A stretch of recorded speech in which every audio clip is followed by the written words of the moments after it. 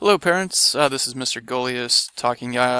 You have just received your email for the week. The biggest thing is this Genius Hour artifact. Your children will be doing a presentation on Friday. They should be about 1/3 of the way done with that artifact.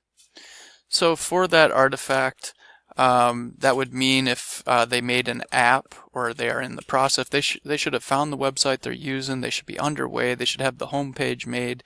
If they're making a video game, that means they should have selected the site, probably Scratch. They should already have a bunch of coding that has begun on this. The game will probably not be playable yet, but we should see characters and a background and all kinds of stuff should be underway.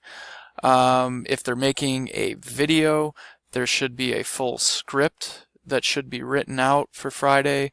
If they're doing a 30-day challenge, that would look like probably 2 of the vlogs should be done for Friday. So the idea is no matter what they are creating for their artifact, they should be about 1/3 of the way done for Friday as we're getting ready for the May 17th deadline.